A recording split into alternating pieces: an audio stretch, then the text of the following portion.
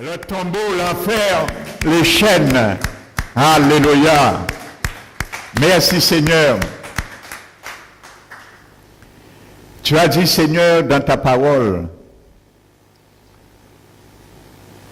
les grandes eaux ne peuvent éteindre ton amour, ni l'océan ne submerger.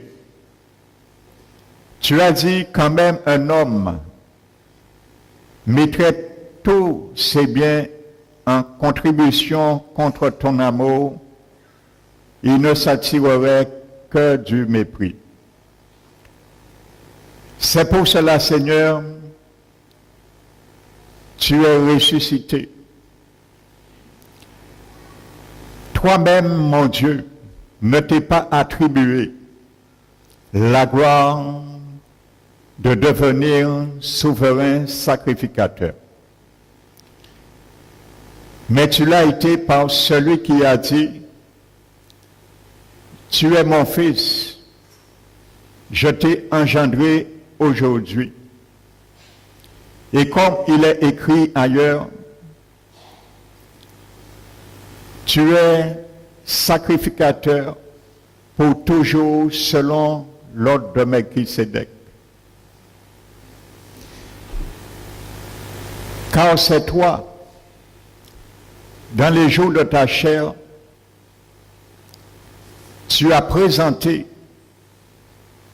avec grand cri et larmes des supplications et des prières à celui qui pouvait te sauver de la mort.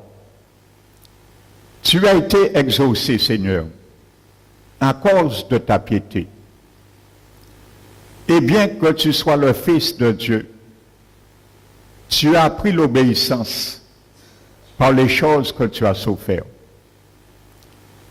Ayant été appris, Seigneur, élevé à la perfection, tu es venu l'auteur d'un salut éternel pour tous ceux qui t'obéissent. Dieu t'ayant déclaré souverain sacrificateur pour toujours. Merci mon Dieu. Nous célébrons encore avec joie, reconnaissance, gratitude ce que tu as fait pour nous. Si tu ne l'avais pas fait, Seigneur, si tu n'étais pas mort, Jésus, si tu n'étais pas ressuscité, notre foi serait vaine et nous serions devenus des menteurs. Et nous ne serons pas là aujourd'hui. Mais grâce soit rendue à Dieu. Nous sommes là et par-dessus tout, tu nous fais aussi triompher. Toujours en Christ Jésus, notre Rédempteur. Ce matin, Seigneur, tu as prévu, tu as décidé dans ce lieu qu'on entende, Seigneur, ta voix. Que cette voix ce matin puisse faire écho dans chaque cœur, dans chaque pensée, pour vraiment, mon Dieu, qu'il y ait en retour un acte de foi, de reconnaissance et aussi de moisson dans chaque vie de ce que tu as fait, Père éternel. Que ton onction, mon Dieu, descende, repose sur moi, afin que je suis un instrument. Je diminue ce matin encore devant ta face. Élève-toi, Seigneur Jésus, et donne gloire à ton nom dans ce lieu, car tu es l'honneur. Tu es l'objet de notre présence, et nous donnons le Père gloire en ton nom. Merci pour la conduite de ton esprit qui est là pour te donner aussi gloire. Nous nous remettons à toi, Seigneur. Je prends autorité dans ce lieu, au nom de Jésus, de parler à tout esprit de distraction, à tout esprit de sommeil. Je vous lis dans ce lieu et je vous chasse au nom de Jésus-Christ. Père, merci. Protège ceux et celles qui sont sur le chemin. C'est au nom de Jésus-Christ nous t'avons prié et nous te donnons gloire, Père. Amen. Asseyez-vous. Frères et sœurs.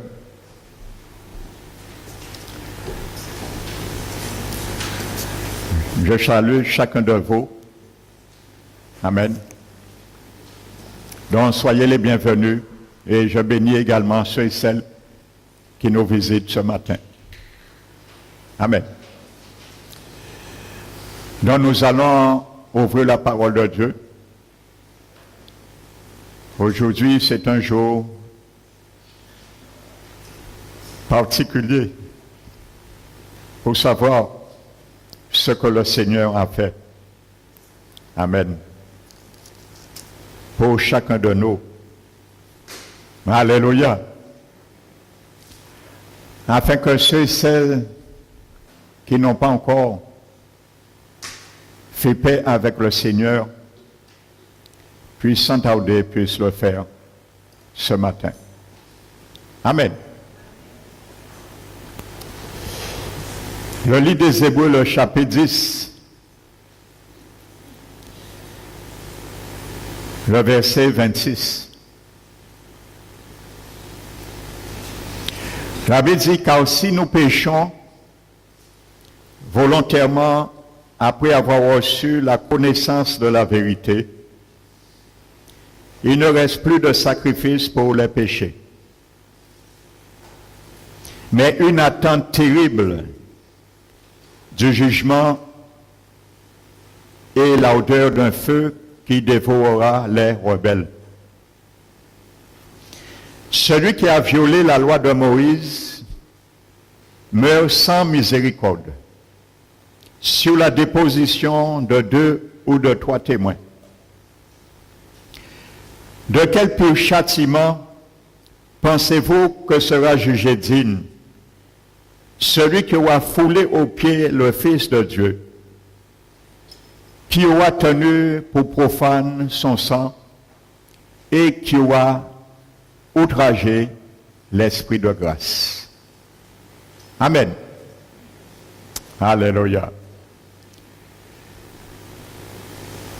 Ce verset va nous introduire ce matin dans 2 dimensions.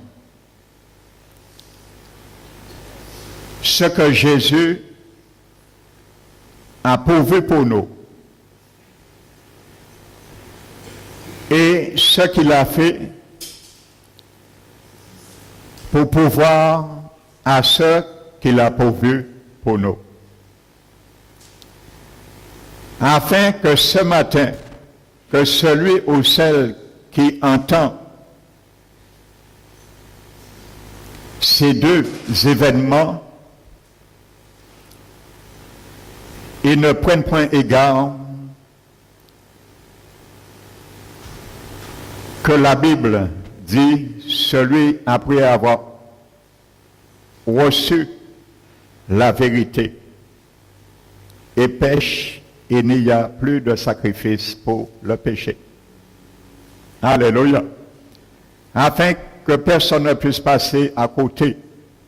Alléluia. Vous savez, bien souvent, dans le monde, les gens entendent l'évangile. Ils disent, oui, ça belle parole. Ça, il dit la vraie, hein? Mais moi, en ni religion, moi. En ni tradition, moi. En ni philosophie, moi. Et ni en savent, non, seul bon Dieu. Et bon Dieu avait tout le monde. Mais ce matin, ce n'est pas ce que Dieu dit. Voici ce que Dieu dit. Hébreux 10, 26. Car si nous péchons volontairement, après avoir reçu la connaissance de la vérité, il ne reste plus de sacrifice pour les péchés. Donc si tu entends la vérité et tu prétends faire comme tu veux faire ou être sauvé selon toi, tu pèches contre ce que tu as entendu. Et en finalité, il n'y aura plus de sacrifice pour toi le jour où tu te trouveras devant le jugement. Alléluia. Donc on parle ce matin comme cela. Amen. Donc nous allons ouvrir la parole de Dieu ce matin dans le livre de Colossiens, chapitre 2.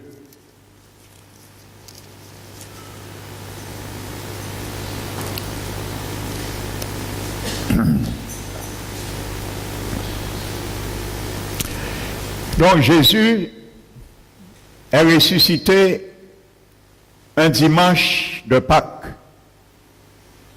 Ça, c'est confirmé bibliquement. Ce qui n'est pas confirmé bibliquement, c'est le 25 décembre. Alléluia. Le Seigneur a gardé le silence sur cela.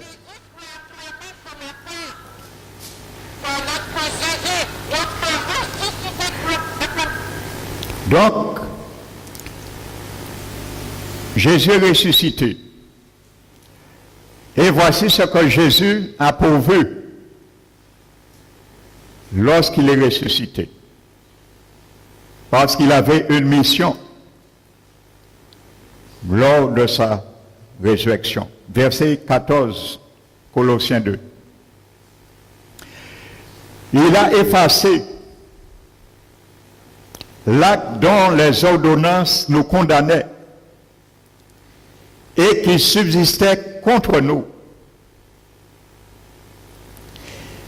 Et il les a éliminés en le clouant à la croix.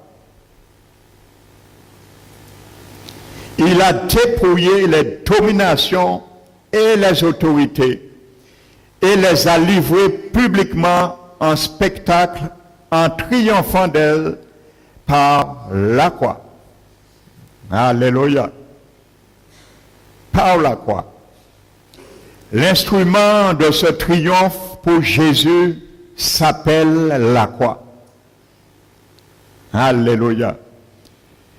Et Paul nous dit ailleurs que les Juifs demandent des miracles. Les Grecs cherchent la sagesse. Mais nous prêchons Christ crucifié. Et scandale pour les Juifs et folie pour les païens. Mais puissance et sagesse pour nous qui avons cru. Alléluia.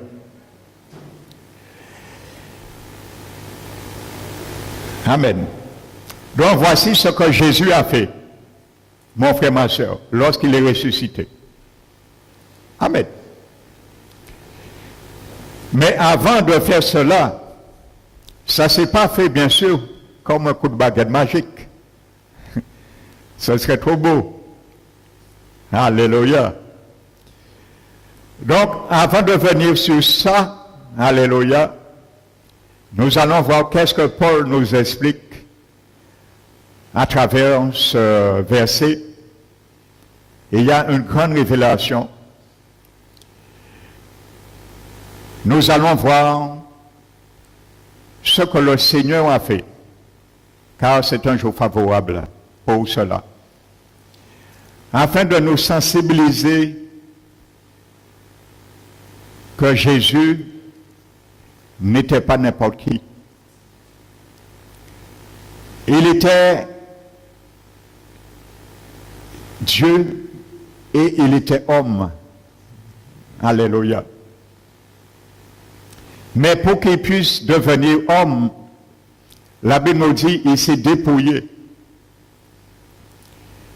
Et il n'a pas regardé égal avec Dieu. Lui qui existait en forme de Dieu, il ne s'est pas regardé égal à Dieu, mais il s'est dépouillé lui-même. Alléluia. Quelle humilité, quel amour pour le faire. Avec tous les risques qu'il encourait. Parce que vous allez voir, Jésus a pris beaucoup de risques. Le Créateur des cieux et de la terre, celui qui a tenu la poussière au jardin d'Éden, les molécules, les atomes, et il a fait Adam. Alléluia. Celui-là, il ne s'est pas regardé égal à Dieu. Il s'est dépouillé. Il a pris la forme d'un serviteur. Il est devenu un vrai homme.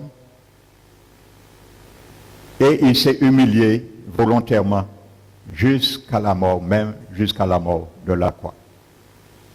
Alléluia. Et c'est pour cela que Dieu l'a souverainement élevé. Alléluia. Et lui a donné le nom par lequel tout genou fléchisse dans les cieux, sur la terre et sous la terre. Et que toute langue confesse que Jésus-Christ est Seigneur à la gloire de Dieu, le Père. Parce que Jésus sait que tout genou doit fléchir dans les cieux, sur la terre et sous la terre. Parce qu'il est allé sous la terre. Il a triomphé sous la terre. Alléluia. Donc, il est sorti. Alléluia.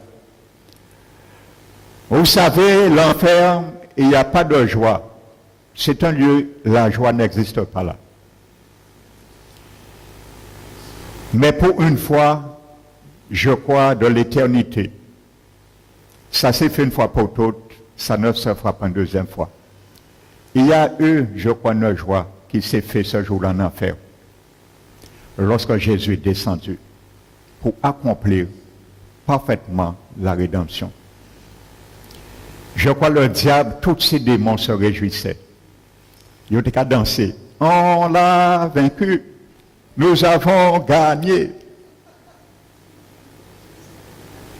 Mais lorsque le Seigneur Jésus,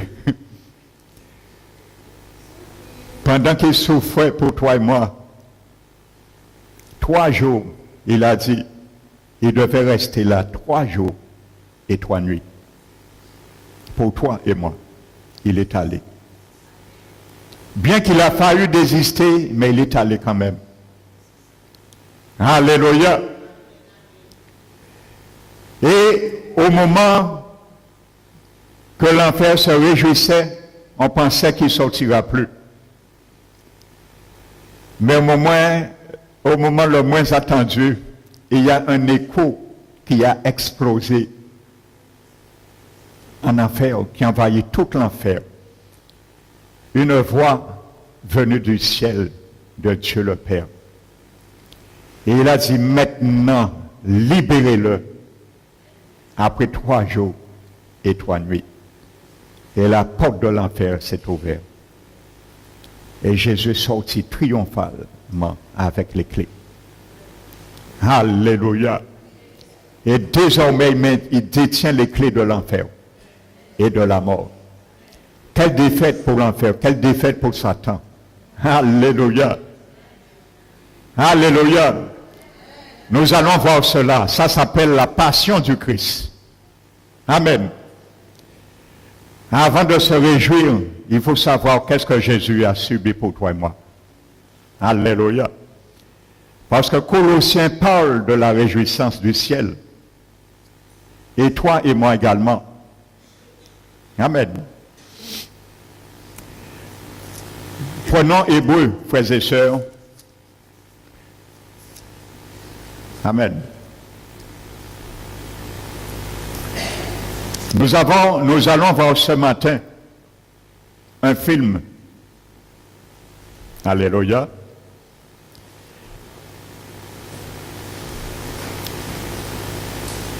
En 2 parties.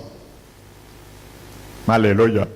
La passion du Christ et la réjouissance du Christ. Il vaut la peine de se réjouir. Alléluia. Prenons Hébreux chapitre 12, verset 2.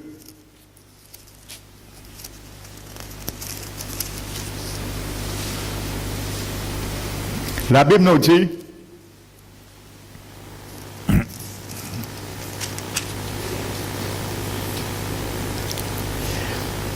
Verset 1. Nous donc aussi, puisque nous sommes environnés d'une si grande nuée de témoins, rejetons tout fardeau et le péché qui nous enveloppe si facilement. Et courons avec persévérance dans la carrière qui nous est offerte.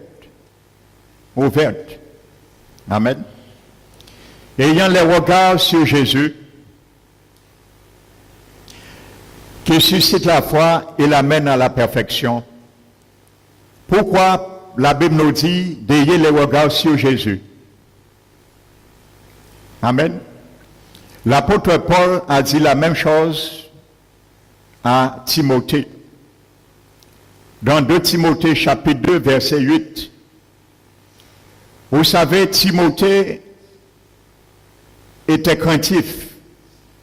Il commençait à rentrer un peu, si je peux dire, dans une sorte de dépression à cause des persécutions, des abandons des frères et sœurs, de ses collaborateurs de travail, à cause des imposteurs qui étaient introduits dans le troupeau, ainsi de suite. Il commençait à être traumatisé. Donc Paul lui dit, souviens-toi de Jésus-Christ. Il dit, souviens-toi de Jésus-Christ.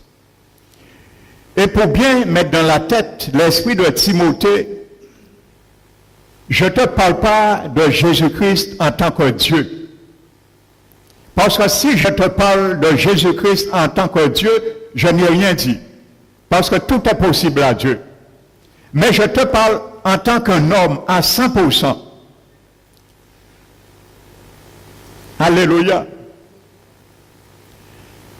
Il dit, celui de la descendance de David, de la postérité de David, pour bien montrer, il vise l'humanité totale de Jésus.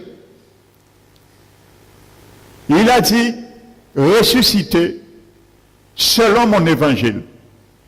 Donc il disait à Timothée, si Jésus-Christ, qui a été homme comme toi et moi, tout ce qu'il a subi, il a réussi, tu peux avoir aussi espérance en lui. Regarde à lui.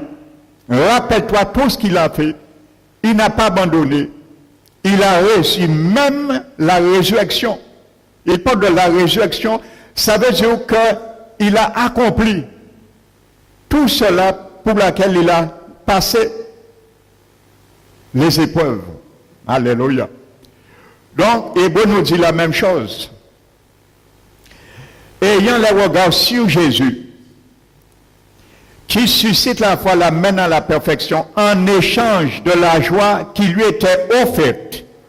C'est ça qui a donné Jésus le courage d'affronter tout ce qu'il devait affronter et subir. Lui aussi, il avait les regards fixés sur quelque chose. La joie qui était réservée à notre Seigneur, c'est ça qui lui a fait passer toutes les tempêtes, subir toutes les souffrances. Ses yeux étaient fixés sur cela. Amen. En échange de la joie qui lui était réservée, il a souffert la croix. Parce que Jésus regardait une seule chose. La joie qui était réservée à Jésus, c'est Colossiens 2, 15. Nous allons voir tout à l'heure. Ça lui était réservé. Et la joie qui lui était réservée aussi, c'était pour toi et moi. Parce que le jour où il sera sur le trône, il a dit, quand le Fils de l'homme sera élevé, il attirera à lui tous les hommes. Il pourra gérer ta vie, il pourra gérer ton affaire, il pourra traiter ton dossier. Il deviendra ton avocat, ton défenseur. Alléluia. Donc il a pensé aussi à toi et à moi. Ses yeux étaient fixés sur toi et moi. Alléluia. Sur notre rémunération aussi éternelle. Donc il a souffert la croix. Il a méprisé l'ignominie. Alléluia. Donc il n'a pas digéré ce qu'il a souffert non plus. Il a méprisé. Et il est assis à la droite du trône de Dieu. Voici ce qui a donné Jésus la force d'endurer, frères et sœurs. Alléluia. Donc, dans Hébreu, nous voyons, il n'est pas écrit que Jésus a été aimé être pendu. Amen. Donc, ne regardons pas la passion du Christ comme les films qu'on a tournés sur Jésus. Mais ce matin, tu vas voir que tous ces films, même le film qui a été le plus parfait, on peut dire, méticuleux, ne répond pas à l'inventaire de la Bible. Ce n'est rien de ce que la Bible parle, Jésus a souffert. Alléluia. Donc la Bible ne dit pas, il a beaucoup apprécié d'être méprisé. Au contraire, il a souffert. Littéralement, dans le grec, c'est enduré. Donc, c'est le mot grec qui est traduit par souffert, c'est le mot hypomeno. Cela exprime la notion de s'engager à rester à un endroit donné, même si c'est très difficile. Voici ce que ça veut dire ce mot grec. Alléluia, qui est traduit par endurer, souffert. Alléluia. Rester un endroit donné. S'engager à rester un endroit donné, même si c'est difficile. Parce qu'une fois Jésus avait signé le bail avec le Père, c'était fini pour lui. Il a hésité à un moment donné. Mais quand il a dit oui, Père, que ça ne soit pas ma volonté, mais ta volonté, il savait que c'était fini pour lui. Il ne pouvait plus retourner en arrière. Retourner en arrière, c'était au moment qu'il hésitait. Est-ce qu'il continue à aller jusqu'au bout pour toi et moi, ou est-ce qu'il démissionne? Alléluia. Amen. Imaginons-nous ce matin que Jésus avait démissionné. Il était arrêté en chemin, un bout de chemin, et il avait dit non. Que serons-nous aujourd'hui? Mais il a été jusqu'au bout. Alléluia. Marc 10, 14 le dit. Et il a dit, Père, je sais que tout est possible à toi. Et je sais que tu m'exauces toujours. Alors je sais, si je te dis de retirer cette coupe devant moi, tu le feras. Et l'humanité iront tous en enfer. Et moi, je reprendrai mon trône, ma gloire que j'avais avant la fondation du monde auprès de toi. Alléluia. Donc Jésus s'est arrêté en chemin parce qu'il était en train de se battre. Jésus était en train de se battre, mon frère, ma soeur, avec sa volonté. Jésus était en train de se battre avec ses pensées. Est-ce qu'il continue? Est-ce qu'il arrête? Est-ce qu'il va jusqu'au bout? Et pendant qu'il est en train de se battre avec sa volonté,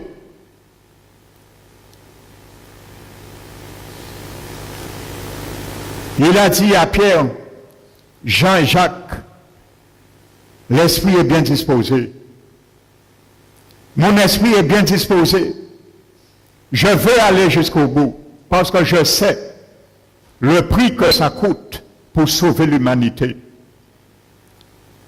Je sais le prix que ça coûte pour la rédemption, pour le rachat du malheur qui a été fait au jardin d'Éden, pour reprendre le mandat que Adam a donné à Satan, mon adversaire.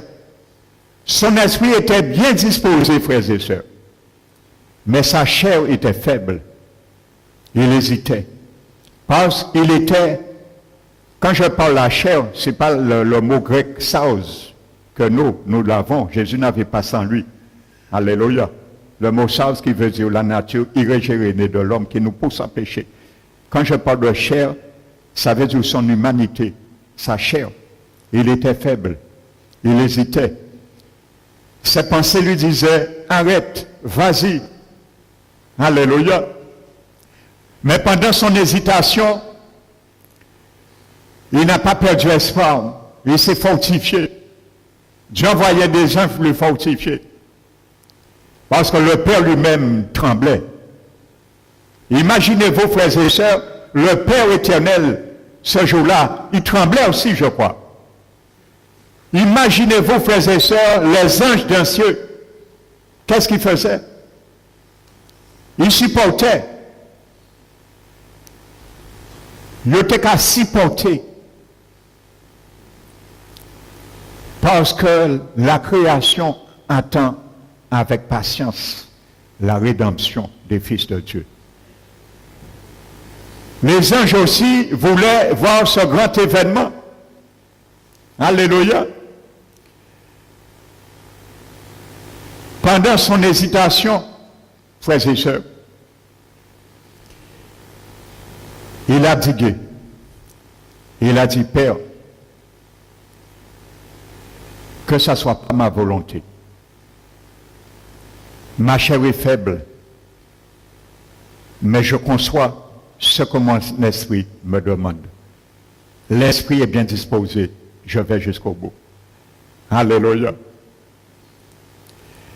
Et le Seigneur Jésus a dit que ce ne soit pas ma volonté, mais ta volonté. Là, il s'engageait, il ne pouvait plus aller en arrière. Après 3 fois. Amen. Vous savez, le chiffre 3 dans la Bible, c'est un chiffre d'accomplissement ou d'achèvement. Quand la Bible répète une chose 3 fois, ça veut dire que bon Dieu n'a pas besoin de répéter 4 fois. Nous bien conscients, ça veut dire. Alléluia. C'est pour ça aussi Dieu est 3 fois saint. La perfection. Alléluia. Donc le Seigneur Jésus, il a pris l'engagement. Et lors de cet engagement, il est resté et il a lutté. Son esprit lutté avec sa chair. Et pendant cette lutte, ce combat acharné, il y a du sang qui commence à couler à travers les pores de son corps. Des grumeaux de sang. En grec, thrombose, ça veut dire des cailloux, des morceaux de cailloux de sang dans le grec.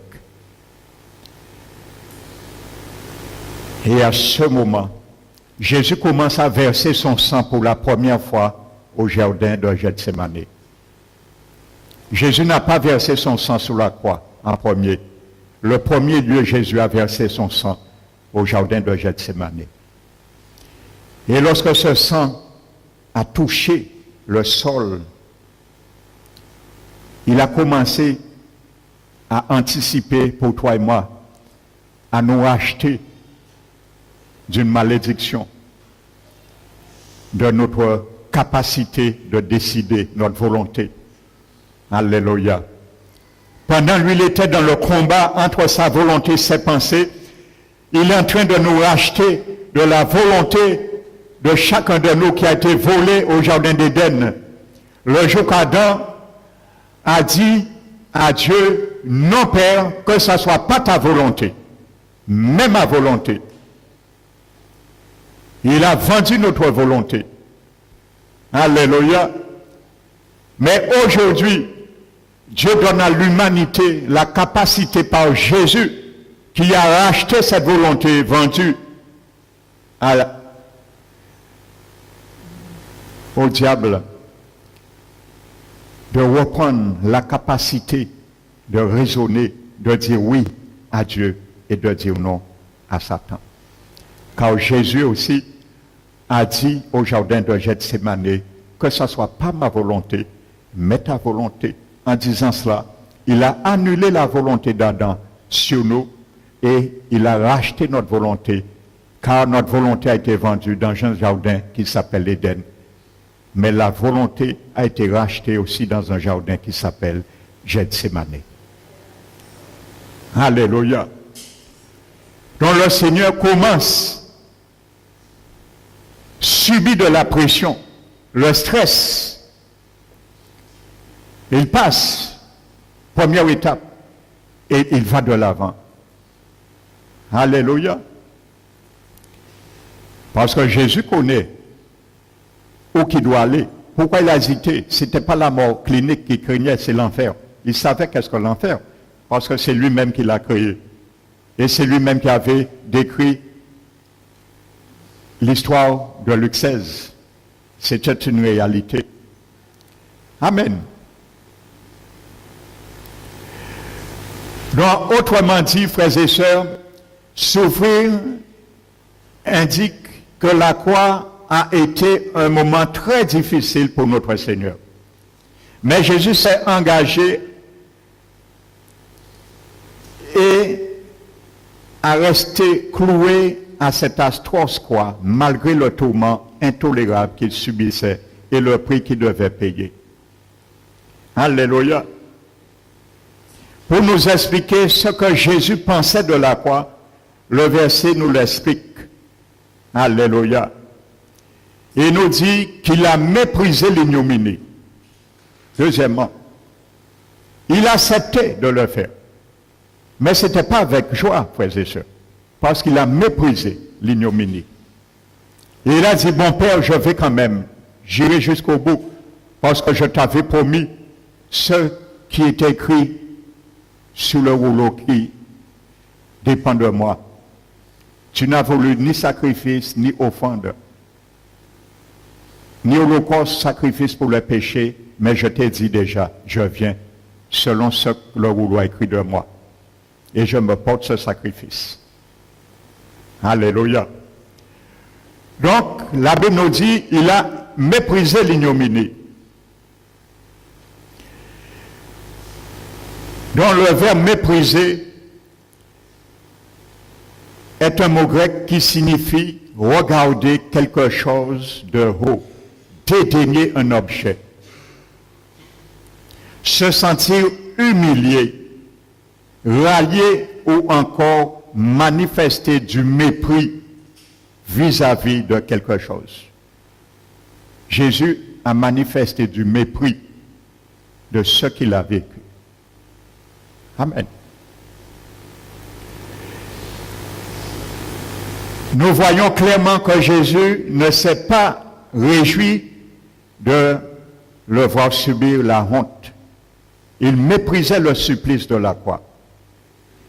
Il n'éprouvait que du dédain pour cet objet de rallier. Il méprisait cette horrible mission et cette condamnation. L'humiliait profondément, frères et sœurs. Son dégoût du supplice de la croix est encore souligné par la suite du verset ignominie.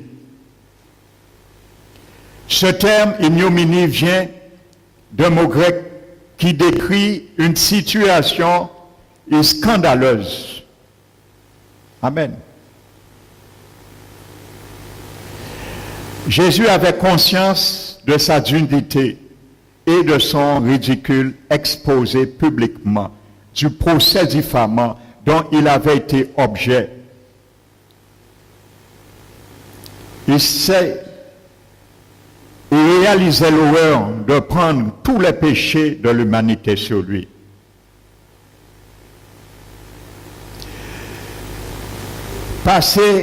L'idée de passer 3 jours en enfer était une pensée épouvantable, même pour Jésus-Christ. Alors pourquoi Jésus a tout fait? À cause de la joie qui lui était réservée. Alléluia. Amen. Donc lorsque Dieu nous demande d'avoir la joie aussi en vue d'une récompense, nous devons aussi avoir les yeux fixés et de faire aussi ce qu'il nous demande. Alléluia. Jésus, en vue de la joie qui lui était réservée, il a souffert la croix, méprisé l'ignominie. Amen. Vous savez, Jésus s'attendait à tous parce que il savait qui était écrit de lui dans l'Ancien Testament. Il le savait. Donc c'est comme s'il voyait déjà ce qui était écrit, ni plus ni moins, sans le moindre doute va se réaliser. Amen. Mais il sait s'il avait abandonné, personne n'aurait pu le faire. Ni aucun ange, ni aucun homme. Il fallait que Dieu puisse faire ces choses. Mais il s'est incarné pour cela. Amen. Donc Jésus n'a pas fait tout cela en tant que Dieu, il a fait en tant que Fils de l'homme. Alléluia. Prenons Hébreux 5.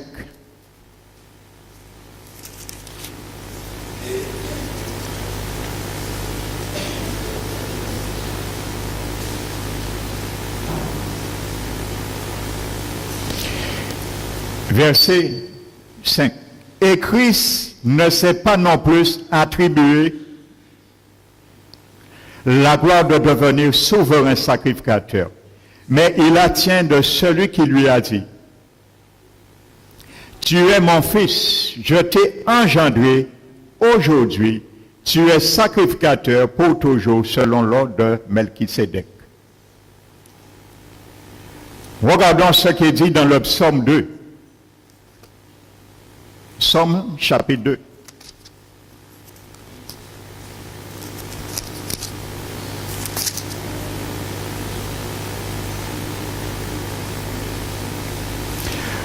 Pourquoi ce tumulte parmi les nations, ces vaines pensées parmi les peuples? Pourquoi les rois de la terre se soulèvent-ils et les princes se liguent-ils avec eux contre l'Éternel et contre son oint? Brisons les liens, délivrons-nous de leurs chaînes, celui qui siège dans les scieries. Le Seigneur se moque d'eux. Puis il leur parle dans sa colère. Ainsi de suite.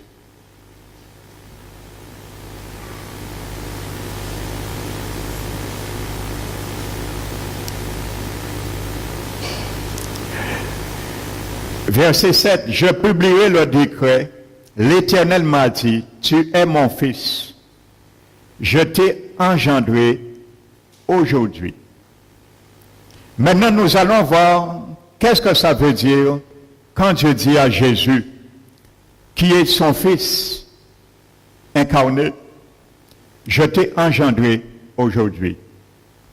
Parce que Jésus est passé par la mort spirituelle. Quand Jésus est passé par la souffrance de la croix, son corps a été mis à mort physiquement, mais son esprit a été mis à mort spirituellement également. Donc, il a dit, Père, pourquoi m'as-tu abandonné? Ça a été un abandon vrai. Dieu le Père n'est plus devenu le Père de Jésus qu'il était. Le péché a mis une séparation. Alléluia. Parce que Jésus s'est trouvé mort spirituellement. La nouvelle naissance, c'est quoi? C'est l'acte de passer par la mort spirituelle à la vie. Retrouver la connexion avec Dieu. C'est ce que la Bible appelle engendrer ou régénérer. Amen. Donc Jésus a été mis à mort physiquement, mais il est mort spirituellement également. Parce que son esprit a été séparé de Dieu le Père, et c'est pour cela qu'après la résurrection, le Père lui dit, maintenant, tu es mon fils bien-aimé, je t'ai engendré aujourd'hui. Il ne parlait pas de l'incarnation à l'étable lorsque Jésus est venu né. Amen. Donc Jésus est venu maintenant à la résurrection, Fils de Dieu régénéré, engendré, alléluia, parce qu'il était coupé de Dieu. Donc Dieu revient son Père de nouveau.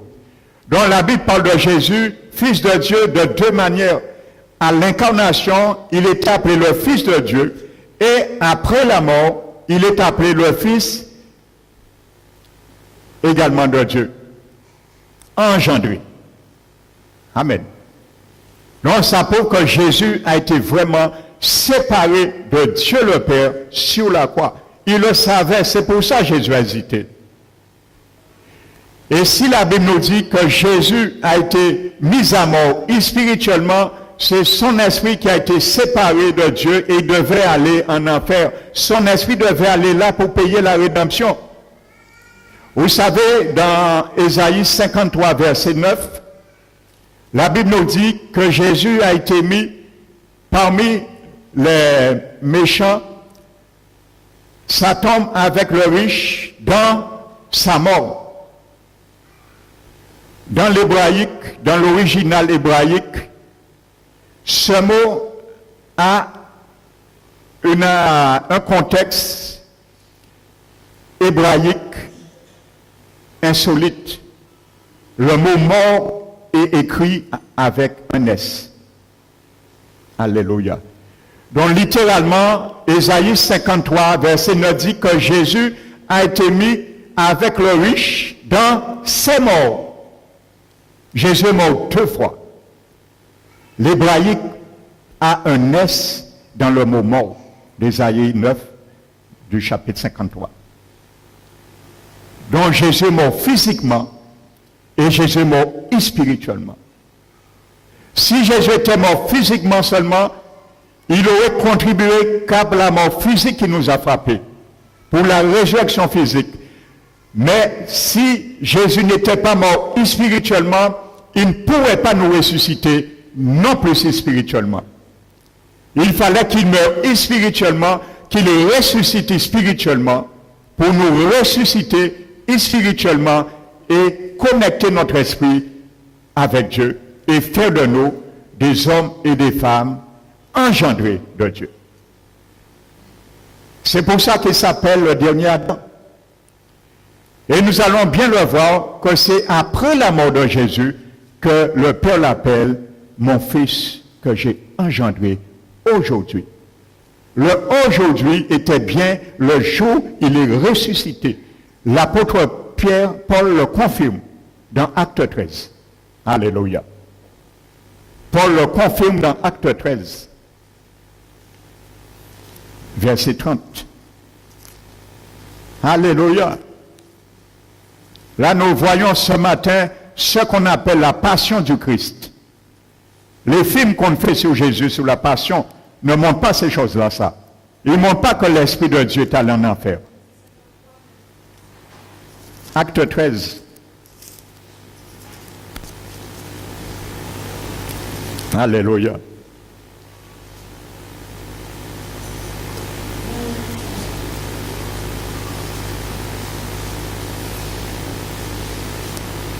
Regardez bien ce que Paul dit. Pas Paul, pardon, Luc. C'est Luc, l'évangéliste Luc, l'apôtre Luc qui a écrit les actes des apôtres. Le médecin qui assistait Paul dans tout son ministère. Il était même médecin également, Luc.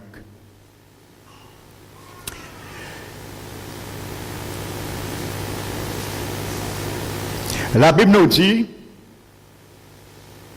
je vais prendre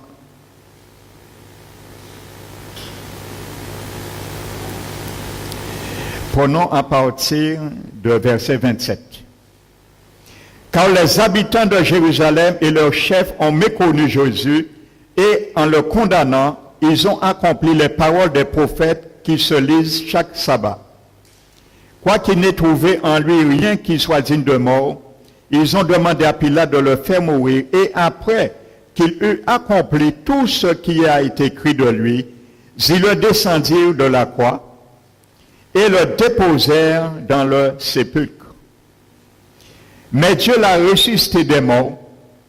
Vous voyez bien, Jésus est mort.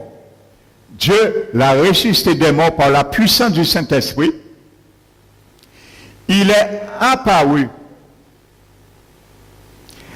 pendant plusieurs jours à ceux qui étaient montés avec lui de la Galilée à Jérusalem et qui sont maintenant ses témoins auprès du peuple.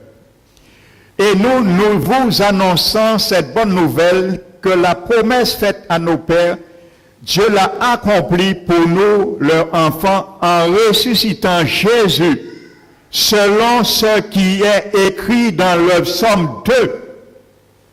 Nous venons de lire. Il a ressuscité Jésus selon ce qui est écrit dans le psaume 2. Tu es mon fils. À quel moment? Au moment où Jésus ressuscite, par la puissance de Dieu le Père. Il appelle tu es mon fils, parce qu'il avait été mis à mort spirituellement. Il avait été séparé du Père. Le Père l'avait abandonné sur la croix. Il a dit, Père, pourquoi m'abandonnes-tu? Alléluia. Imaginez-vous, Jésus a été séparé du Père pendant l'éternité pour une fois, frères et sœurs. La souffrance et l'angoisse qui s'est accumulée, qui a augmenté encore ses peines sur la croix. Alléluia.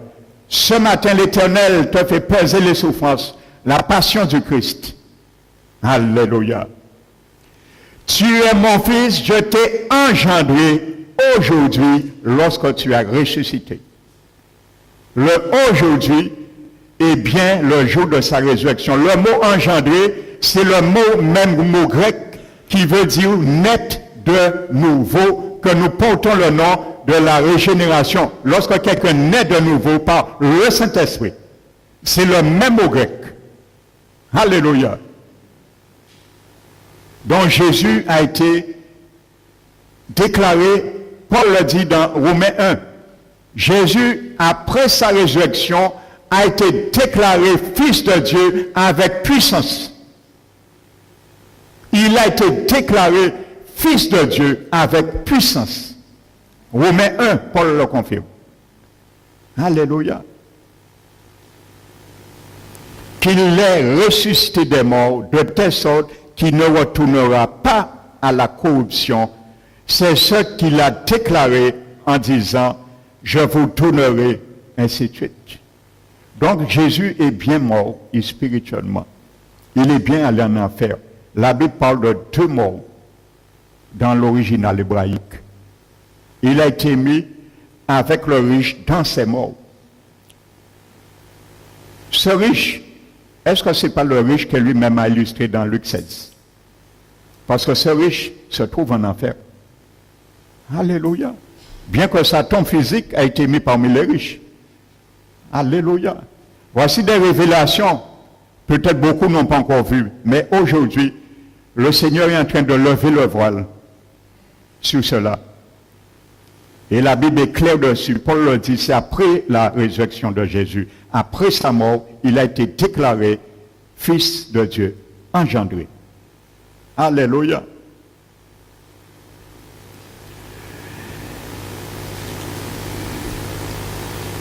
Donc c'est cela que Dieu disait quand il a ressuscité Jésus d'entre les morts. C'est moi qui t'ai engendré aujourd'hui. Alléluia. Nous trouvons la même chose, Hébreux 1, versets 4 à 5. Notez. Donc, la Bible commence à déclarer un mystère caché du plan de rédemption divin que l'Église jusqu'à aujourd'hui ignore aujourd'hui. Parce que Jésus s'est fait pécher, il a lui-même été séparé de Dieu. Alléluia. Donc, il devait être de nouveau régénéré, pas régénéré, mais engendré pour revenir au Père en tant que son fils. Mais il a été déclaré avec puissance ce jour-là. Amen. Notez Hébreux 2, versets 6 à 9 également.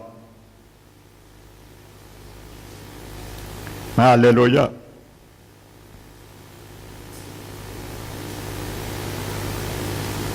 Nous notez également Ésaïe 59, verset 9. Je vous dis dans le texte hébraïque, ce verset revêt une tournure grammaticale insolite. Le mot mort est au pluriel, c'est dans ces morts. Donc s'il y a dans ces morts, Jésus est mort au moins 2 fois. Alléluia. Et c'est ce que l'humanité connaisse. Au jardin d'Éden, quand Adam et Ève ont péché, ils sont morts premièrement spirituellement, deuxièmement physiquement. Jésus est mort premièrement physiquement et deuxièmement spirituellement. Alléluia. Notez, quand Jésus a dit dans Matthieu 12, verset 40, je crois, on lui a demandé un signe. Jésus a dit, vous ne sera pas donné aucun d'autre signe que le signe de Jonas. De même que Jonas fut dans le ventre d'un poisson 3 jours et 3 nuits, le Fils de l'homme restera au sein de la terre 3 jours et 3 nuits. On a fait tout le débat sur ces 3 jours. On ne trouve pas 72 heures entre vendredi et dimanche. Moi, Bible en main, j'aurai un jour l'occasion de vous démontrer Jésus bien mort vendredi et ressuscité un dimanche matin. Parce que l'histoire de 72 heures, il faut mettre ce débat à côté. J'ai fait des recherches. Le mot saint qui a été employé dans ce verset 40 de Matthieu 12 ne concerne pas la tombe, le corps physique, mais l'esprit de Jésus. Jésus parlait de son esprit qui irait en enfer. Le mot saint en hébreu veut dire la balle, la baba, le mot hébraïque. Et ce mot veut dire le centre, le milieu, les profondeurs, dont le cercueil de Jésus n'a pas été mis au centre de la terre, dans les profondeurs de la terre. Et ce mot, ailleurs, on l'utilise que l'enfer est vraiment au centre. Les témoignages me confirment que l'enfer est au centre de la terre. Donc le mot saint qui a été employé, Jésus visait son esprit. Parce que l'esprit de Jésus a été en enfer avant que son corps aille à la tombe. L'esprit de Jésus est mort et a quitté son corps. Il a dit, Père, je remets mon esprit entre tes mains. Il était 15 heures de l'après-midi. La Bible dit les évangiles. 15 heures de l'après-midi. Alléluia. L'esprit de Jésus est allé en enfer. Et son corps a été mis à la tombe vers les 18 heures. Amen. Donc c'est l'esprit de Dieu. Jésus parlait de son esprit. Et c'est le grand miracle. Regardez, tous les autres passages parlent de Jésus s'est ressuscité le 3e jour. Le 3e jour. Alléluia. Et ça confirme bien que Jésus est vraiment ressuscité un 3e jour. Vendredi, samedi, dimanche. Il n'y a pas question de 72 heures. Et même ceux qui prennent pour les 72 heures, ils échouent aussi dans leur calcul. Même si on pense à ce raisonnement, on dit que c'est un mercredi, Jésus est mort, ça ne tient pas debout, parce que 3 jours et 3 nuits ne tient pas debout. Jésus ressuscite un dimanche, il faudrait partir à partir de dimanche matin, ça ne fait pas 3 nuits et 3 jours, non plus. Ça ne tient pas debout non plus, les 72 heures, voulant comprendre que Jésus est mort un mercredi. Alléluia. Mais ce n'est pas le sujet aujourd'hui. Mais en tout cas, le mot saint veut dire le centre de la terre, l'enfer. Donc c'est là l'esprit de Jésus est allé. Donc voyez bien, Jésus est mort 2 fois. Et il y a plusieurs versets qui le confirment. Donc le mot saint, Jésus parlait de son esprit. Et c'est le grand miracle. Jésus prouvait. Alléluia. Au terme des 3 jours, il est repris la tombe. Dieu a ressuscité Jésus. Amen. Donc je faisais allusion également de cela. Maintenant, le psalmiste, David, aussi des siècles avant que le Christ mourut pour l'humanité, nous tient prophétiquement au courant de ce qu'allait arriver Jésus. Prenons le psaume 22.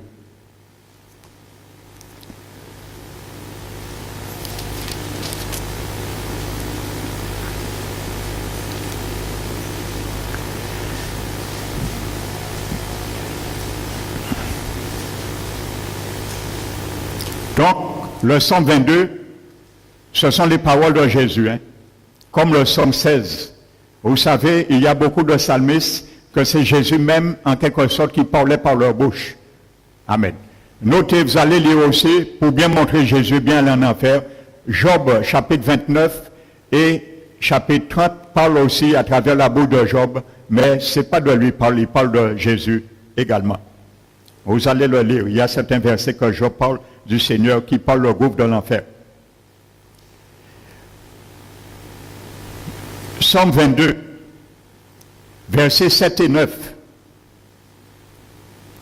Et moi, je suis un ver et non un homme. Alléluia. Il est dépouillé. L'opprobre des hommes et le méprisé du peuple. Tous ceux qui me voient se moquent de moi, ils ouvrent la bouche, secouent la tête, recommande-toi à l'Éternel. L'Éternel te sauvera, il le délivrera puisqu'il aime. Alléluia. Versets 14 et 15. Ils ouvrent contre moi leur gueule, semblable au lion qui déchire et rugit. Je suis comme de l'eau qui s'écoule et tous mes os se séparent. Mon cœur est comme de la cire, il se fonde dans mes murailles, mes entrailles. Alléluia. Les os de Jésus se séparent, frères et sœurs. La Bible nous montre là, l'arthrite avec certainement rongé les articulations du Seigneur jusqu'à ce qu'elles se déboîtent. Versets 15 à 18. Ma force est desséchée comme l'argile et ma langue s'attache à mon palais. Tu me réduis à la poussière de la mort. Car des chiens m'environnent, une bande de sérilla rôde autour de moi. Ils ont percé mes mains et mes pieds. Je pourrais compter tous mes os. Eux, ils observent et me regardent. Alléluia. Jésus pouvait compter tous ses os. Les os de Jésus ont été, frères et sœurs, cassés, fractures ouvertes. Alléluia. Mais Dieu n'a pas permis que l'humanité voie ça. C'est pour ça qu'il n'est pas reporté dans les évangiles. C'est pour cela, je ne dirais pas les DF. Alléluia. Mais le ciel, EDC, au lieu d'EDF, Électricité de France, on va dire l'EDC, Électricité du ciel, a coupé l'électricité sur la terre pour ne rien voir. C'était trop abominable, c'était trop traumatisant. Le Seigneur, Dieu, a permis qu'il y ait 3 heures qui engloutissent pour qu'on ne puisse pas voir ça. Alors imaginez-vous, le Seigneur dit, sur la croix, il peut compter ses os. Il peut voir ses os. Ça a été vraiment, frères et sœurs, les passions des films qu'on voit ne régalent pas ça. Alléluia. Le dos du Seigneur. Et Jésus l'a dit ailleurs, il a dit que les bourreaux tracent un sillon dans mon dos. Et il le fallait, parce que Hébreu nous dit que c'est par la chair, ce sillon, que Jésus a inauguré la route pour aller au ciel. La route nouvelle et vivante, au travers du voile, c'est-à-dire la chair de Jésus. Il a ouvert le chemin pour aller au ciel. Alléluia. Le Seigneur dit qu'il pouvait compter, voir ses os. Alléluia. Donc le Seigneur a bien souffert, frères et sœurs. Alléluia. Ses os étaient saillants, provoquant des fractures ouvertes au niveau des jointures demi. Aucun témoin oculaire ne le vérifia dans le Nouveau Testament, puisque l'obscurité couvrait la terre. Et aujourd'hui, beaucoup essaient d'interpréter la passion comme les films. Je ne dis pas il est mal d'essayer de représenter. C'est déjà quelque chose.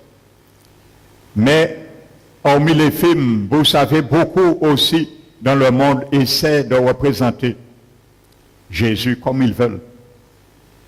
Un Seigneur sur la croix, gentil. On nous a appris même avant de porter un crucifix. Alléluia. Le Seigneur ne demande pas de porter un crucifix. Parce que lui, il sait ce qu'il a subi. Ce qu'il nous demande de porter, c'est notre croix. Ce matin, le Seigneur ne te demande pas de porter un crucifix avec une croix. Ce qu'il te demande de porter ta croix, c'est l'ordre qu'il a donné à l'humanité. Si quelqu'un veut venir après moi, premièrement, qu'il renonce à lui-même, qu'il se charge de sa croix. Pas la croix de Jésus. Il ne t'a pas dit de porter sa personne sur une croix. Il n'est plus sur une croix, il est assis sur le trône à la droite de Dieu. La croix est vide. Alléluia. Si tu veux te rappeler ce que Jésus a fait, lis la parole de Dieu. Ça vaut mieux de porter un crucifix. Alléluia. Il dit qu'il se charge de sa croix et troisièmement qu'il me suive. Est-ce que quand tu portes un crucifix, tu suis Jésus? Non. Tu peux porter un crucifix et être dans la tradition, tu ne suis aucunement Jésus. Loin de là, tu suis l'autre voie. Donc ça ne tient pas debout. Jésus a dit de porter notre croix. Et la croix, il donne une croix à la mesure de chaque personne. Alléluia. Et c'est la capacité de ce que tu peux porter. Parce que lui, il est passé avant nous. Et ce n'est pas une croix physique, c'est la croix spirituelle. Pour crucifier notre nature pécheresse, le vieil homme. Alléluia. C'est ce que Jésus entend. Amen. Donc on dit, ouais, je vois Jésus comme ça, je vois ma religion comme ça, parce que le Seigneur, il a été percé. Donc on ne peut pas décrire ce que Jésus a subi, parce qu'il y avait 3 heures de ténèbres. Personne n'a vraiment vu ce que Jésus a subi. Personne n'a prévu des torches. Parce qu'on ne s'attendait pas que le ciel aurait coupé l'électricité pendant 3 heures sur la terre. Personne n'était averti. Donc les gens ne voyaient pas trop ce que le Seigneur a caché. Les eaux que Jésus pouvait compter et voir. L'humanité n'a pas vu tout ça. Alléluia. Mais le Seigneur a souffert. Il a souffert. Il a saigné extérieurement. Il a saigné intérieurement. Meurtrissure. Les meurtrissures d'Ésaïe, le Seigneur a saigné intérieurement. La souffrance. Le traumatisme.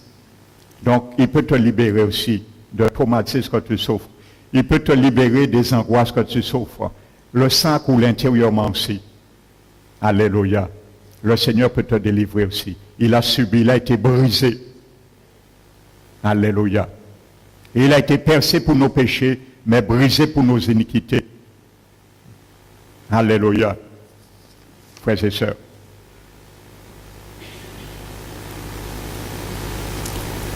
Notez, vous allez lire aussi des versets qui parlent que Jésus a subi l'enfer. Ésaïe 52, verset 13-14. Alléluia. Le Psaume 88, versets 4 à 9. Notez, vous allez lire, c'est des versets, ils parlent que les souffrances de l'enfer de Jésus. Le Psaume 16, Éman qui a fait ce psaume, il s'appelle Éman, verset 17. Alléluia. Maintenant, le Seigneur, il est mort. Et il a été proclamé fils engendré avec puissance.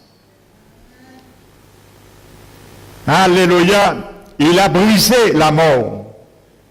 Lorsque les 3 jours sont arrivés, alléluia, la porte de l'enfer s'est ouverte. Il est sorti. Il a repris son corps à la tombe. Son esprit est venu prendre son corps. Il s'est incarné, ressuscité avec puissance. Alléluia. Il est monté au ciel. Et nous allons nous réjouir avec ce triomphe ce matin. C'est ce qu'il parle dans Colossiens 2. Alléluia. Nous prenons Colossiens 2.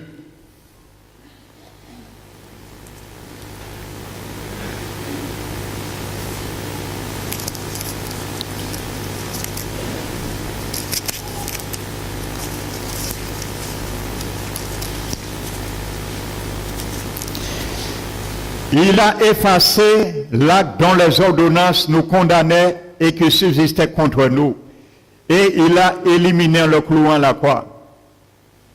Amen. Donc ce matin, tu as tout à gagner ce matin. L'acte des ordonnances qui te condamne, c'est le dossier de ta vie.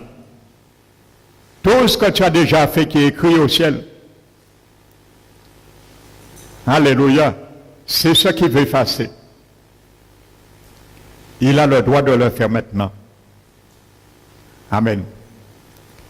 Parce que ce dossier est en 2 copies, 2 exemplaires. Et il y a un en enfer et un au ciel. Tout acte péché est noté au ciel.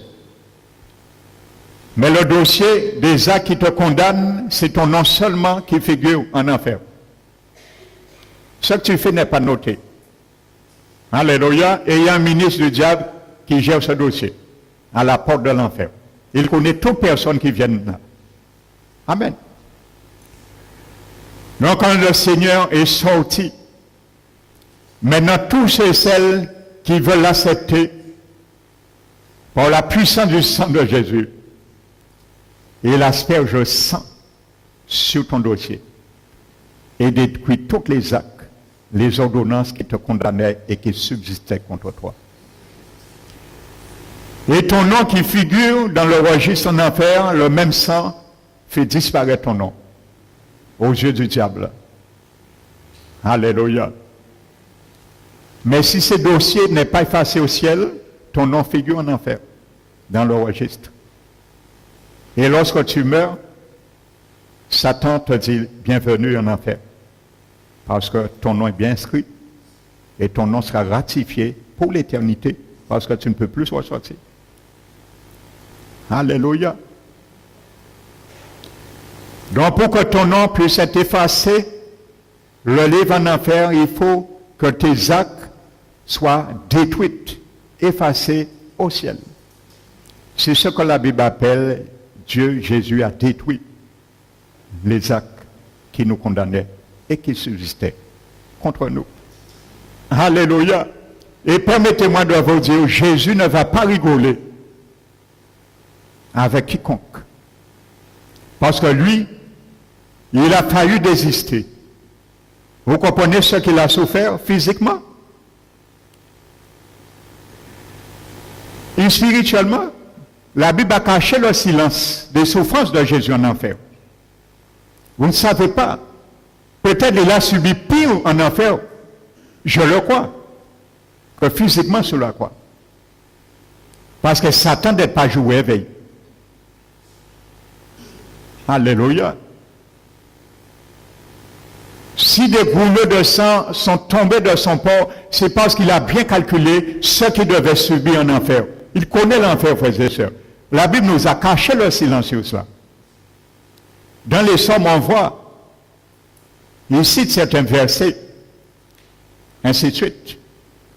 Il dit, tu m'as précipité dans les profondeurs de l'enfer, dans le Psaume 89. Alléluia. Mais la Bible ne nous décrit pas. Est-ce que Satan l'a enchaîné? Est-ce que les démons le tourmentaient? Frères et sœurs, mais je sais une chose, que Satan n'a pas joué éveil. Mais il a subi. Il est allé jusqu'au bout.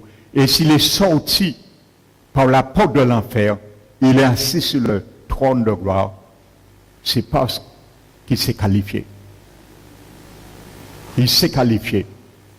Et maintenant, il va faire son triomphe maintenant. Alléluia. Vous savez, ce mot que Paul emploie, triompher, dans ce verset. Alléluia. Là, nous allons nous réjouir avec le Seigneur. Amen. Le mot triomphant, dans le grec, c'est triambulo. C'est un terme qu'on employait, que Paul a bien saisi, pour vraiment afficher notre Seigneur dans tout ce qu'il a fait et qu'il méritait. Donc c'est un verset graphique. Donc ça dépeint un tableau par le Saint-Esprit, une magnifique illustration vivante d'un événement très important, le jour que Jésus a vaincu la mort, l'enfer et le tombeau. Et ce jour-là, c'est un jour pour nous aujourd'hui, pour nous le rappeler. Le passage clé est le suivant, en triomphant d'elle par la croix. Donc ce verbe grec, qui est un terme technique, ce terme décrit, triambulo, décrit un général. Je vous décris ce qui se passait à travers ce mot que Paul employait. Il y a une grande parade à travers ça. Donc dans le grec, ce mot était un terme technique. Il désignait un général ou un empereur qui revient dans son pays, chez lui, après avoir emporté une éclatante victoire en terre ennemie. Qui a fait ça? Qui a fait ça? Il s'appelle comment celui qui a fait ça? Il s'appelle Jésus. Il a quitté le ciel pendant 33 ans et demi pour venir et être rejeté dans ce que lui-même a créé. C'est lui qui a créé cette terre. On l'a refusé. Alléluia. Il est venu un jour et il retourne comme cet empereur, ce général qui retourne après un triomphe dans son pays. Alléluia. Donc il retourne maintenant au ciel parce qu'il est venu du ciel. Il a dit, vous êtes de la terre, mais moi je viens d'en haut. Alléluia. Donc, l'apôtre Paul nous décrit, donc, notre Seigneur,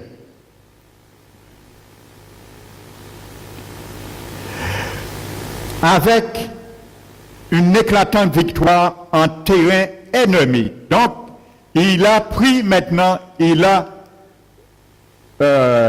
frappé l'ennemi et il a triomphé de ce monde. Parce que Satan s'appelle le Dieu de ce monde. Alléluia. Donc, un territoire ennemi, c'est ce monde. Il s'est qualifié pour. Donc, c'était employé pour décrire le mot triomphe, la parade triomphale de l'empereur. À la nouvelle de la victoire de l'empereur, la ville préparait une parade triomphante. C'est ce que le ciel a préparé. Alléluia.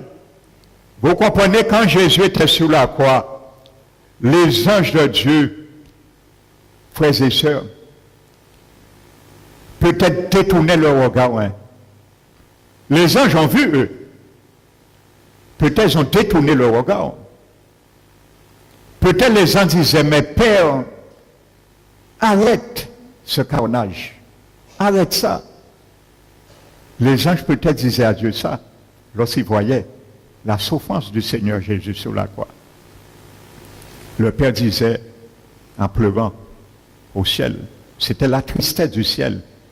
Pour une fois, je vous ai dit, l'enfer était dans la joie, mais pour une fois, le ciel était dans la tristesse. Il n'y a pas de tristesse au ciel, mais pour une fois, le ciel était dans la tristesse. Les anges regardaient ce spectacle. Le Seigneur, il était Dieu auprès d'eux. Jésus qui les a créés, les anges, disait, Père, mais qu'est-ce que tu fais là peut-être? Arrête ce carnage, c'est fini, il a trop souffert, arrête ça, permets qu'il meure. Dieu le Père pleure. Il dit, mes fils, parce que les anges sont appelés fils de Dieu, fils là-haut. Il dit, non, mes fils, je ne peux pas. J'ai alloué 3 jours et 3 nuits. Il faut qu'il aille là. Il subit la croix, mais ce n'est pas fini. Il faut qu'il y aille après son esprit, son âme en enfer. Le psaume 16, Jésus a dit, Père, mon esprit est dans l'allégresse.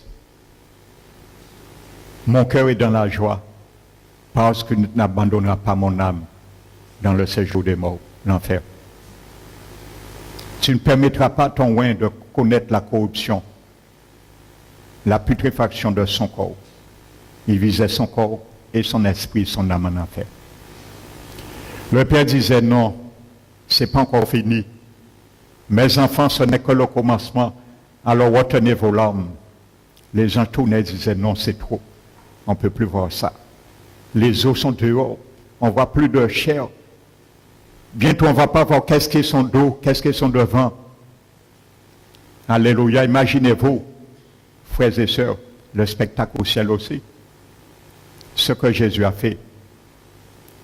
Quel pire châtiment de souhait digne celui qui aurait foulé le Seigneur Jésus, profané le sang de l'alliance et outragé l'esprit de grâce. Alors Dieu sait ce qu'il dit, parce qu'il sait ce que son fils a subi. Alléluia.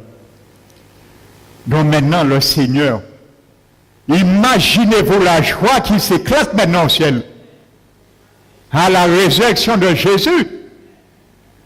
Alléluia. Et les anges fidèles qui n'ont pas suivi la rébellion, l'insurrection abjecte de Satan, ont eu à doubler leur crainte envers Dieu lorsqu'ils ont vu ce spectacle. Ils ont parlé en oreilles à entre eux. Moi, Lucifer manquait entraîner nous pas changer des millions d'années en part quoi pour le monde qui entraîné moi en rébellion. Peut-être se sont dit ça entre eux. En part quoi pour le monde qui a amené moi la rébellion du ciel. Parce qu'ils voient, ils ont compris qu'est-ce que la sévérité et la bonté de Dieu. Alléluia. Le Père, probablement, était dans la tristesse en train de pleurer. Il a abandonné son fils. Et la Bible ne nous dit pas, maintenant, deuxième spectacle dans le ciel. Ils ont assisté ce que Jésus après a subi en enfer. Ils ont assisté là. Alléluia. Peut-être là, ils ont couru et caché. Carrément, ils ont dit non, c'est trop là. Le Père, tu nous fais voir des choses. Non, c'est trop. Peut-être c'est le Père seul qui t'a regardé ça. Les gens tournaient totalement leur dos. Ce que Jésus a pris, deuxième étape en enfer. Alléluia. Mais quand ils ont entendu le son de la joie au ciel, tous se sont accourus, dit qu'est-ce qui passé? Jésus a dit, voici mon sang. Alléluia, je suis venu pour entrer dans le lieu très saint, asperger mon sang. Alléluia. Ou que Satan avait souillé par sa rébellion. Il est rentré, la Bible dit, Hébreux 9, une fois pour toutes dans le lieu très saint, avec son propre sang. Il a aspergé sur tous les ustensiles du tabernacle céleste. Alléluia. Et il s'est assis. Alléluia. Les anges, je vois, ils se sont prosternés. Ils étaient qu'à beau pied, ils étaient qu'à beau tête, ils étaient qu'à beau joue. Alléluia. Parce que Jésus est ressuscité. Jésus a triomphé de la tombe. Jésus a triomphé de l'enfer. Jésus a triomphé du diable. Alléluia. Et maintenant, c'était le compte à rebours. C'était la tristesse maintenant en enfer. La désolation pendant que la joie est au ciel. Alléluia. Gloire à Jésus. Gloire à Jésus. Alléluia, gloire à toi Seigneur. Alléluia. Donc, je continue ce mot que Paul a employé. Une parade triomphale de l'empereur. À la nouvelle de la victoire de l'empereur, la ville préparait une grande une parade triomphale, les portes de la ville s'ouvraient en grand pour laisser passer l'empereur qui rentre triomphalement et son peuple voulait célébrer sa victoire. Donc le ciel n'a pas raté ça non plus. Alors que les portes s'ouvrent en grand et que ce puissant guerrier entrait, la célébration commençait. Voici ce qui s'est passé aussi au ciel. Paul l'instruit à travers un seul mot que nous ne connaissons pas, et je vous donne la description, que les apôtres connaissaient, cette parade triomphale à travers ce mot grec, triambulo. Alléluia. Donc c'est ça qui s'est passé au ciel. Donc, chevauchant, ce général chevauchant en grand, magnifique étalon blanc drapé de son vêtement royal somptueux, portant sa couronne étincelante, l'empereur prenait la tête de la procession pour célébrer la victoire. On l'appelait la parade triomphale, alors qu'il remontait l'avenue principale, bien droit, les épaules en arrière, et abhorrant un regard victorieux. Le général est rentré au ciel. Alléluia. L'enfer ne peut même pas lever les yeux pour garder, il va trembler. Parce que Satan, c'est fini pour lui. Pour qu'il ait été verrouillé en enfer, pour Jésus pas sortir, il est rentré. Il est en explosion. Boum! Il dit, ce démon a dit, maître qui est passé, Satan commence à trembler. Il dit, en passant qui est passé, hein, porte-là verrouillé, ou t'es bien fermé. Il dit, oui, t'es bien canassé, pas on ne peut pas péter ça. Explosion du ciel. Pendant qu'il a tremblé, Jésus l'éveille, il vient au rail, devant porte à l'enfer. Il dit, donne-moi les clés. Commencez à trembler, les clés là, tombez pas. Ramassez. Donnez-moi. On se reverra au jour du jugement. Et c'est moi qui va te mettre dans la géhenne un jour. Alléluia. Jésus réglé contre Satan aussi. Il a réglé le contre Satan. Alléluia. En souffrant, il a réglé le compte du diable. La ville commençait les réjouissances et il chantait, il est de retour, il est de retour, notre roi a remporté une grande victoire. Les gens se mettaient à danser, à chanter, à se vivolter. C'était le moment de réjouissance. Voici ce qui se passait à l'époque. Et c'est ce qui s'est passé au ciel. Alléluia. Imaginez les anges, alléluia, qui ont pleuré, vêtements, ils ont été trempés l'âme, ils ont dit, Seigneur, bah, changez l'ange là. Moi, je fais, réjouis-moi vers, moi, je chantais vers, les trompettes, les cymbales, les harpes là, est en train de s'éclater là-haut, frères et sœurs. La joie du ciel, le Père était resplendissant. Alléluia, souriant, ému de joie, mêlé de tristesse de voir son fils. S'il a eu compassion pour le fils prodigue, à force oui pour fils. Alléluia, le Père là-haut, embrassé, le roi des rois, le Seigneur des seigneurs, l'empereur qui revient. Oh là là, tu nous as fait peur. Oh mon fils bien-aimé, tu nous as fait peur. Tu t'imagines, tu as quitté le ciel 33 ans et demi, tu nous as fait peur. Tu as fait la faute de passer sur nous tous. Les anges, il fallait les voir. Les gens disent, papa, nous pas parler de ça encore. Nous qu'à fêter à l'air. Nous pas parler de ça encore. Nous pas parler de ça encore. Nous qu'à fêter. Alléluia. Ne mets pas la tristesse dans nos cœurs encore. C'est la joie maintenant. Oublions la tristesse. Et festivons maintenant. Alléluia. Avec le Seigneur là-haut. Le grand conquérant était suivi du roi qu'il avait vaincu et fait prisonnier afin de faire étalage de sa grande victoire. Juste derrière lui, derrière le vainqueur, se trouvait l'ennemi abattu, Satan, couvert de chaînes captifs. Alléluia. C'est ce qui se passait. Le roi vaincu était enchaîné et il était traîné. Alléluia. Pour le mettre en spectacle. Alléluia.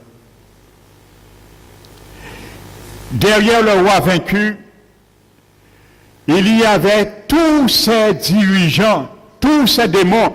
Voici ce que la Bible dit. Il a dépouillé les dominations, les autorités, les a livrées publiquement en spectacle en triomphant lui. Alléluia, c'est ce qui se faisait. Derrière le roi vaincu, il y avait tous ces dirigeants, les autorités, les dominations, tous les démons et tous les hiérarchies. Alléluia. Ces ministres également faits prisonniers et enchaînés aux côtés du roi ruiné. Alléluia. Défaite totale du royaume du diable. Alléluia.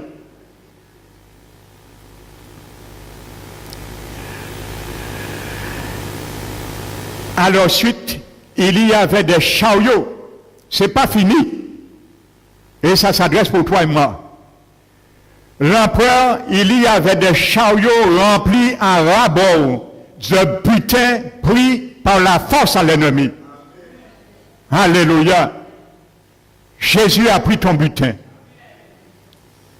Est-ce qu'aujourd'hui, Satan t'a volé ta joie? Jésus l'a récupéré pour toi. C'est dans le chariot du butin. Alléluia. Jésus a retiré par force. Maintenant, il obligeait l'ennemi. Rentre maintenant. Le butin. Alléluia. Il a vaincu. Alléluia. Est-ce que tu voudrais tes enfants, ainsi de suite, sont dans la route, dans la drogue? Jésus a récupéré le butin. Il peut pouvoir maintenant pour eux. Il a dépouillé Satan pour ça. En Jésus, tu as la solution. Si Satan avait volé ton mariage, il t'a dit ton mari, ta femme qui est partie ne reviendra jamais. Aujourd'hui, Jésus a une bonne nouvelle pour toi. C'est dans le chariot, ton mari, ta femme est dans le chariot. Alléluia. Il peut régler pour toi. Alléluia. Lorsque ces deux pieds ont été percés, alléluia. Lorsque ces deux mains ont été percées, c'est pour que Satan puisse dire de toi, comme Potiphar, malgré en constatant le statut d'esclave de Joseph en Égypte, disait de lui que Dieu fait progresser tout ce qu'il entreprenait entre ses mains. Tu peux le dire et faire le diable le dire aujourd'hui. Alléluia. Parce que le sang, les coups qui ont percé les mains de Jésus, t'a racheté de cette domination. La malédiction, alléluia, qui t'empêchait d'avancer. Lorsque tu entreprenais des actions, maintenant le sang coulé par les mains de Jésus. Il peut inverser la situation.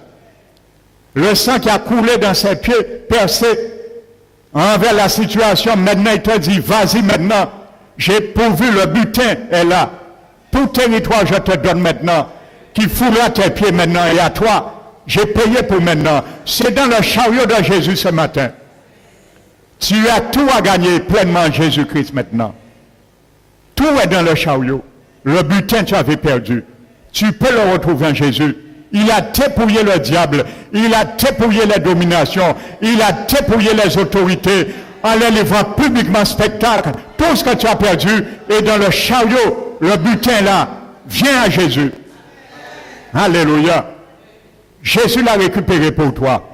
Mais il devait aller en enfer pour le récupérer. Alléluia. Amen. Ces biens à présent étaient la propriété du roi conquérant. Maintenant, Jésus est ressuscité. Il a dit, toute autorité m'a été donnée dans les cieux et sur la terre. Il n'a pas laissé à rien à Satan.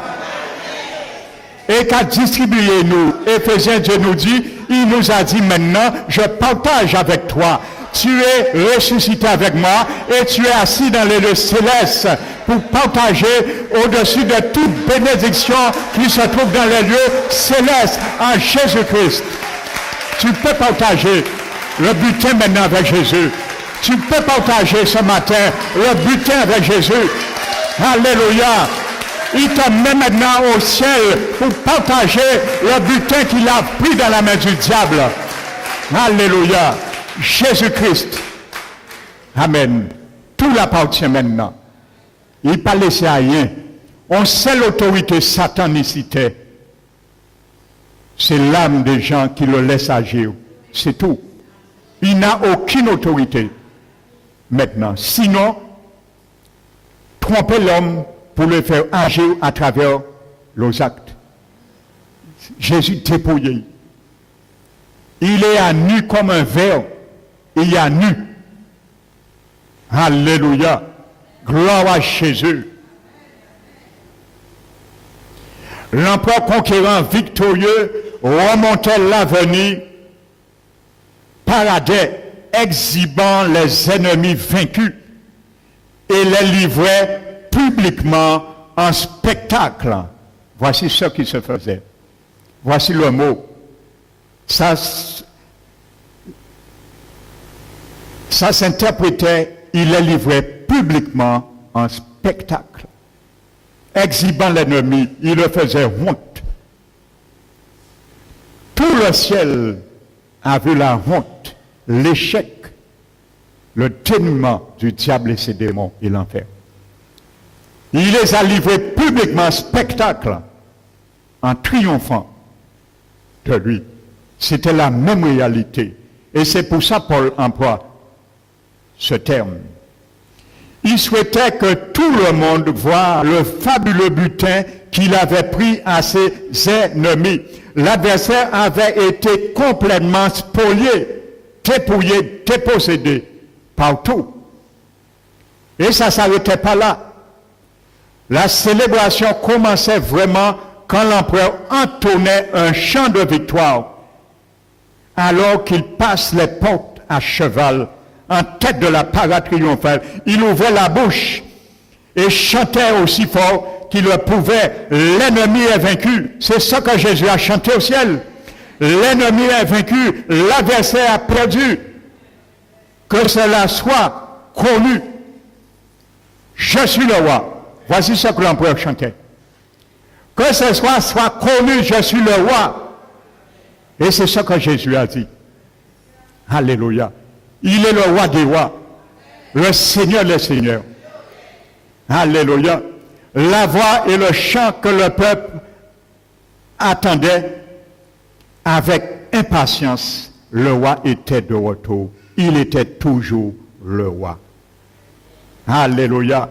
Puis après avoir remonté l'avenue, exhibant son butin, chantant son chant de victoire, le vainqueur se retrouvait au pied d'un immense exalté et un immense escalier qui conduisait à un énorme trône lourdement orné. Ses conquêtes militaires étaient la preuve qu'il détenait toujours l'autorité. Donc il s'avançait fièrement, gravissant les marches, tournant vers la foule et s'asseyait sur son trône à sa juste place. Alléluia. Voici le fond de toile que l'Esprit Saint a tissé à travers ce mot qu'il a dit, Paul, triomphant. Il a triomphé. À travers ce mot triomphe, voici tout ce qui se passait. Alléluia. On appelle ça une parade triomphante. Jésus a triomphé. Aujourd'hui, sache que Jésus a triomphé. Il a triomphé de la mort. Il a triomphé de l'enfer.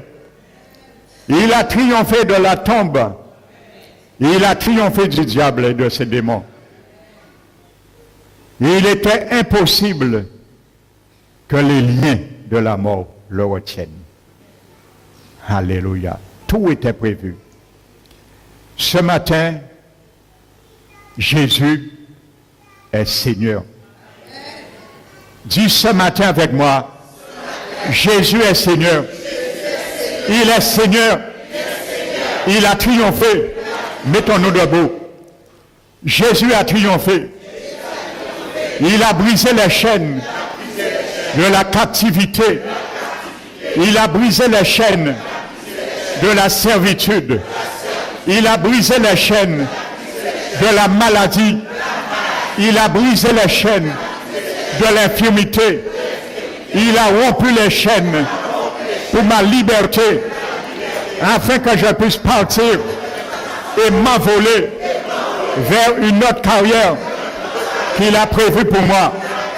Le butin que Jésus-Christ a spolié de la main du diable est à moi maintenant. Dorénavant, je partagerai tous les jours de ma vie ce butin qu'il a pris pour moi. Je donne gloire à toi, Père. Je te bénis. Je te glorifie pour l'excellent de ton amour que tu as manifesté en Jésus-Christ. Je reconnais que tu es vraiment un Dieu tout-puissant, car c'est toi seul qui aurais pu élaborer une telle chose. Merci Père. Merci Père. Merci Père. Merci Jésus. Merci Jésus. Merci Jésus. Merci Esprit Saint. Merci Esprit Saint. Merci Esprit Saint. Oh, alléluia. Au nom de Jésus, reçois la gloire, Père. Amen. Alléluia.